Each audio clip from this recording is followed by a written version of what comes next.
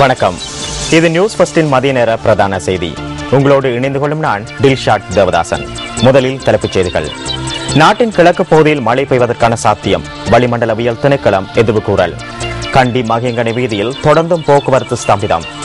இந்தியாவில் உள்ள 67% இலங்கை அகதிகள் தொடர்ந்தும் அங்கு வாழ்வதில் விருப்பம்.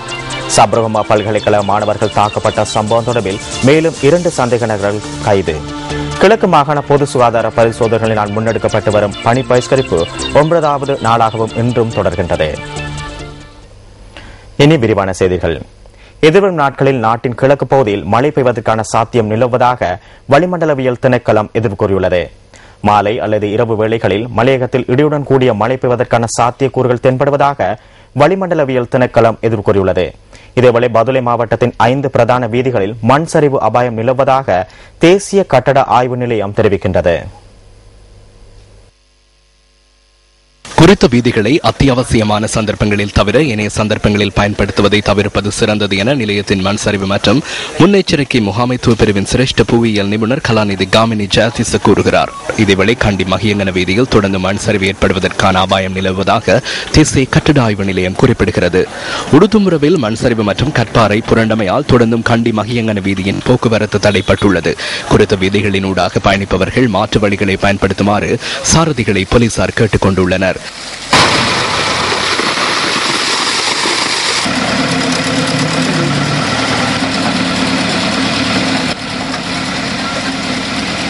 இதேவேளை நுவரெலியா மாவட்டத்தின் அனைத்து பிரதான வீதிகளிலும் பனிப்பொழிவு ஏற்பட்டுள்ளதாக மாவட்ட செயலாளர் டிபிஜி குமாரசிறி கூறுகிறார். இந்த வீதிகளை பயன்படுத்தும் போது அதிக அவதானம் செலுத்துமாறு மாவட்ட செயலாளர் அறிவுறுத்தியுள்ளார்.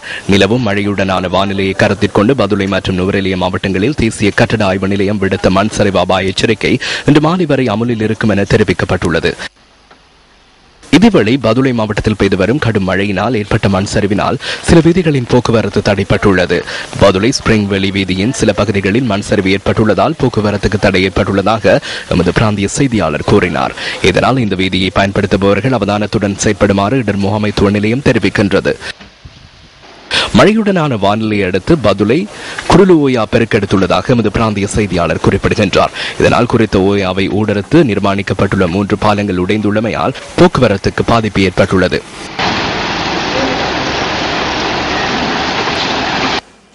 இதேவேளை மண்மேடு சரிந்து விழுந்தமையால் தடைப்பட்டிருந்த ஹேட்டன் புகவந்தலாவ லக்ஷபான மஸ்கேலிய பிரதான வீதியில் காணப்பட்ட மண் இன்று காலை அகற்றப்பட்டது. தற்போது குறித்த வீதியின் ஊடான போக்குவரத்து வழமைக்கு திரும்பி வருகிறது. யாழ் சிறையில் 24 இந்திய மீனவர்களால் மேற்கொள்ளப்பட்ட உண்ணாவிரதம் முடிவுக்கு கொண்டுவரப்பட்டுள்ளது. தம்மை விடுவிக்க கோரி நேற்று காலை முதல் இந்திய மீனவர்கள் உண்ணாவிரதத்தை மேற்கொண்டு வந்தனர். இதனையடுத்து இன்று முற்பகல் சிறைச்சாலைக்கு சென்று மீனவர்களுடன் இந்திய துணை தூதுவர் எஸ் தட்சணாமூர்த்தி பேச்சுவார்த்தையில் ஈடுபட்டதை அடுத்து உண்ணாவிரதம் கைவிடப்பட்டுள்ளது. மீனவர்களின் விடுதலை தொடர்பில் அதிகாரிகளுடன் பேச்சுவார்த்தை நடத்தி தீர்வினை பெற்றுத் தருவதாக தாம் இந்திய மீனவர்களுக்கு உறுதியளித்ததாகவும் அவர் நியூஸ் ஃபர்ஸ்டுக்கு தெரிவித்தார். யாழ்ப்பாண சிறையில் இருக்க 24 மீனவர்கள் நேற்று காலையிலிருந்து உணர்வு தவிர்ப்பு போராட்டம் மேற்கொண்டிருக்காங்க. இன்னைக்கு காலையில வரைக்கும் அவங்க உணவு எதுவும் எடுத்துக்கல. அப்புறம் இன்னைக்கு தூதரக அதிகாரிகள் நாங்களும் போயும் அப்புறம் சிறை அதிகாரிகள் சேர்ந்து அவங்க கூட கதைச்சோம். அவங்களோட விடுதலைக்கு விரைவில் நாங்க எல்லா ஏற்பாடுகளும் செய்யறோம்னு சொன்னதுனால இப்ப இதுல இருந்து அந்த உண்ணாவிரத்தை அவங்க வாபஸ் வாங்கியிருக்காங்க. இப்ப காலையில உணவு அருந்திட்டாங்க. அவங்க விரைவில் விடுதலையாகி நாடு திரும்பார்கள் நம்பிக்கையோட நாங்க செய்தி கொடுக்கிறோம். இந்தியாவில் வாழும் இலங்கை அகதிகளில் 67% தொடர்ந்தும் அந்த நாட்டில் வசிப்பதற்கு விருப்பம் தெரிவித்துள்ளனர். சுமார் 1,00,000 இளைஞர்களிடம் மும்பை கற்க நிறுவனம் ஒன்றில் மேற்கொள்ளப்பட்ட ஆய்வுகளில் இந்த விடயம் தெரிய வந்துள்ளதாக தி ஹிந்து செய்தி வெளியிட்டுள்ளது. 520 குடும்பங்களைச் சேர்ந்த 23% இலங்கை திரும்புவதற்கு ஆர்வத்துடன் இருப்பது ஆய்வில் கண்டறியப்பட்டுள்ளது. 4% அவர்களின் உறவினர்கள் வசிக்கும் 3ஆம் நாடொன்றுக்கு செல்வதற்கு விருப்பம் தெரிவிப்பதாக தெரிவிக்கப்படுகின்றது. அடிப்படை வசதிகள், வாழ்வாதார உதவிகள் மற்றும் பாதுகாப்பு ஆகியவற்றிற்கு முன்னுரிமை அளிக்கும் இலங்கை அகதிகள் மென்னார் மற்றும் பவுனி ஆகிய பகுதிகளுக்கு செல்வதற்கே விருப்பம் தெரிவித்துள்ளனர். சப்ரகமுவா பல்கலைக்கழக மாணவர்கள் தாக்கப்பட்ட சம்பவம் தொடர்பில் மேலும் 2 சந்தேக நபர்கள் கைது செய்யப்பட்டுள்ளனர்.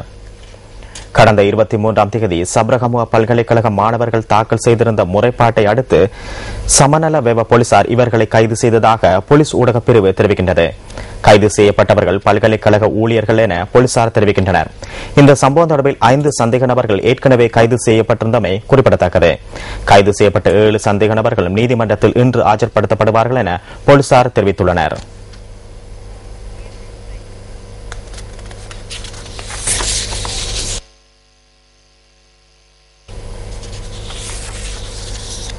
பொது சுகாதார பரிசோதனைகளால் முன்னெடுக்கப்பட்ட பணி பகிஷ்கரிப்பு 9வது நாளாகவும் இன்றும் தொடர்கின்றது.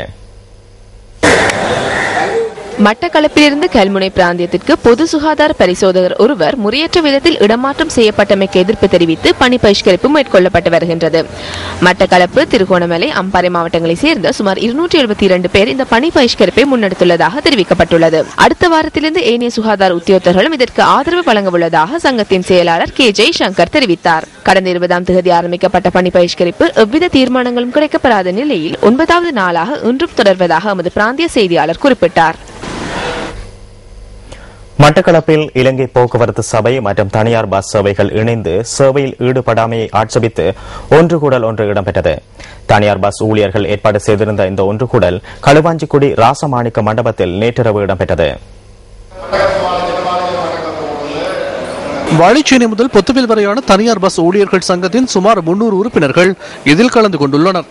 இருதரப்பும் இணைந்து செயற்படாமையினால் பொதுமக்களும் ஊழியர்களும் பாதிக்கப்படுவதாக தனியார் பஸ் ஊழியர்கள் தெரிவிக்கின்றனர்.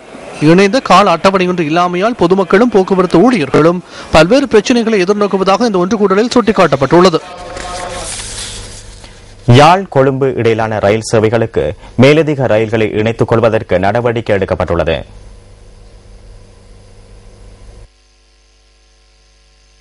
ரயில் சேவைகளில் ஏற்பட்டுள்ள ஆசன தட்டுப்பாட்டை கருத்தில் கொண்டு இந்த நடவடிக்கை எடுக்கப்பட்டுள்ளதாக அரசாங்க தகவல் திணைக்களம் செய்தி வெளியிட்டுள்ளது. ரயில் போக்குவரத்தில் ஈடுபடும் யாழ்தேவி, கடுகதி, குளிரூட்டப்பட்ட கடுகதி தபால் ரயில் சேவைகள் மூலம் அதிக பயணிகள் பயனடைந்துள்ளதாக தெரிவிக்கப்படுகின்றது. 2 வாரங்களுக்கு முன்னர் மீள ஆரம்பிக்கப்பட்ட கொழும்பு யாழ்ப்பாணம் ரயில் சேவைக்கு அதிகமான பயணிகள் ஆசன முன்பதிவுகளை மேற்கொள்வதால் ஆசன தட்டுப்பாடு ஏற்பட்டுள்ளது. இதற்கமையவே மேலதிக ரயில்களை சேவையில் இணைத்துக் கொள்வதற்கு நடவடிக்கை எடுக்கப்பட்டதாக கூறப்படுகின்றது. நுரைச்சோலை அனல் மின் நிலையத்தில் நிலக்கரி கொள்வனவு நடவடிக்கையில் நட்டம் ஏற்பட்டுள்ளதே தவிர மோசடிகள் இடம்பெறவில்லை என மின்சக்தி எரிசக்தி அமைச்சர் பவித்ரா வன்னியாராச்சி தெரிவித்துள்ளார். எதிர்க்கட்சி உறுப்பினர் சஜித் பிரேமதாசவினால் முன்வைக்கப்பட்ட வினாவிற்கு பதிலளிக்கும் முகமாக அமைச்சர் பவித்ரா வன்னியாராச்சி இந்த கருத்தை பாராளுமன்ற அமர்வின் போது இன்று குறிப்பிட்டுள்ளார். நுரைச்சோலை அனல் மின் நிலையத்தில் நிலக்கரி கொள்வனவில் ஏற்பட்டுள்ள நட்டத்தை உரியமிருந்து மீள பெற்றுக் கொள்வதற்கு சட்ட ரீதியில் நடவடிக்கைகள் முன்னெடுக்கப்பட்டு வருவதாகவும் அமைச்சர் கூறியுள்ளார். வர்த்தக நடவடிக்கைகளின் போது ஏதேனும் விடயங்கள் தொடர்பில் நட்டம் ஏற்படுமாயின் அது தொடர்பில் புலனாய்வு செய்யப்பட்டு இழப்பீடு மீள பெறப்படும் எனவும் பாராளுமன்றத்தில் அமைச்சர் பவித்ரா வன்னியாராச்சி குறிப்பிட்டுள்ளார். இதேவேளை நுரைச்சோலை அனல் மின் நிலையத்தில் நிலக்கரி கொள்வனவு தொடர்பில் புலனாய்வு பிரிவிடம் விசாரணைகளை பொறுப்பளித்துள்ளதாகவும் அவர் தெரிவித்துள்ளார்.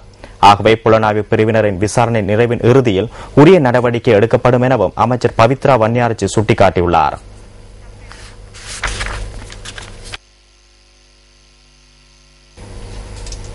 நாட்டில் இடம்பெற்ற பல்வேறு சம்பவங்களின் தொகுப்பு அடுத்து. மதுரகிரி ஹெல்மில்ல பகுதியில் நேற்று வயலுக்கு சென்று கொண்டிருந்த விவசாயியே காட்டு யானையின் தாக்குதலுக்கு இலக்காகி உயிரிழந்ததாக போலீசார் தெரிவித்தனர். ஹெல்மில்ல பகுதியைச் சேர்ந்த 47 வயதானவரை இந்த தாக்குதலில் உயிரிழந்துள்ளார். கழுமுவதுர கடலில் மூழ்கிய ஒருவரது சடலம் நேற்று மாலை மீட்கப்பட்டுள்ளது. இலங்கைக்கு 50,000 மெட்ரிக் டன் அரிசியை வழங்குவதற்கு பங்களாதேஷ் அரசாங்கம் தீர்மானித்துள்ளது. ஒரு தொன் அரிசி $450 விற்பனை செய்யப்படவுள்ளதாக ராய்டர்ஸ் செய்தி வெளியிட்டுள்ளது. 2 நாடுகளுக்கும் இடையில் செய்து கொள்ளப்பட்ட ஒப்பந்தம் ஒன்றிற்கு அமைய பங்களாதேஷினால் இந்த நடவடிக்கை எடுக்கப்பட்டுள்ளது. தமது நுகர்வுக்கு அதிகமான அரிசி கையிருப்பில் இருப்பதால் அதனை இலங்கைக்கு வழங்குவதற்கு தீர்மானித்ததாக பங்களாதேஷ் உணவுத்துறை அமைச்சர் குறிப்பிட்டார். மொனராகலை பிவிலை வீதியில் லொரி மற்றும் பஸ் மோதியதில் லொரியின் சாரதி உள்ளிட்ட 7 பேர் காயத்துக்கு உள்ளாகிய நிலையில் மொனராகலை மாவட்ட வைத்தியசாலையில் அனுமதிக்கப்பட்டுள்ளனர். விபத்தில் பலத்த காயங்களுக்கு இலக்கான நபர் லொரியில் சிக்குண்டதாகவும் பலத்த முயற்சியின் பின்னர் அவர் மீட்கப்பட்டுள்ளதாகவும் எமது பிராந்திய செய்தியாளர் தெரிவிக்கின்றார்.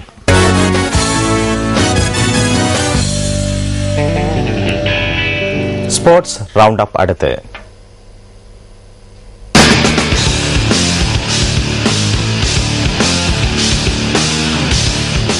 கொழும்பு வெஸ்லி கல்லூரிக்கு எதிராக இடம்பெற்ற வருடாந்த ஹாக்கி தொடரில் கொழும்பு ராயல் கல்லூரி வெற்றி பெற்றுள்ளது.